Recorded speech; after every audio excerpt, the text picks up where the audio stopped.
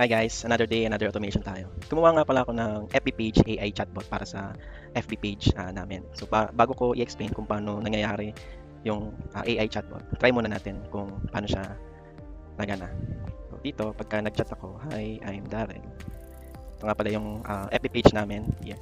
So Season Store. Then nag-message ako sa kanya ng hi, I'm Darrell. Sabi niya sa akin, hello Darrell, kamusta ka? Welcome sa Season Sari Sari Store. Paano po ako makakatulong sa inyo ngayon? Tanungin ko siya kung naglalaminate po ba kayo?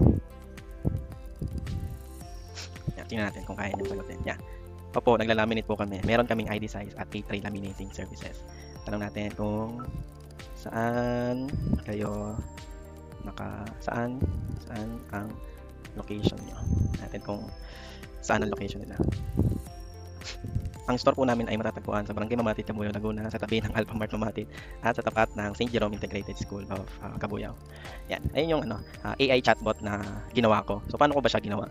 Ginawa ko siya dito sa N8N. So that time na makareceive siya ng message, i-validate niya kung merong laman yung message niya. Then kapag may laman, and kukunin niya yung FAQs na document. Yung FAQs na document ay naka-save dito sa docs.google. So basically ito yung ito yung brain niya na kung anong klaseng tanong ng mga customer. So nakalagay dito kung ano yung store information, anong store hours, then saan naka-locate, anong mga tinda nyo, then anong mga services like GCash, cash in, cash out, ito printing and laminating, then ito mga basic services namin.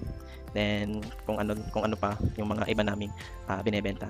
So dito, yung mga chinat ko dito ay naka-base lang dito sa kung anong laman ng FAQs. So kapag wala siyang nakita dito na related sa question nyo, sasabihin niya lang na hindi niya alam.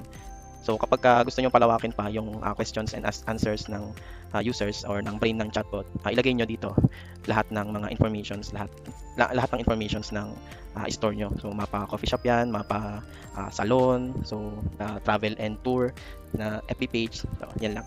And ito yung automations niya. So kung gusto nyo ng mga ganitong automations, so like and share lang. Thank you.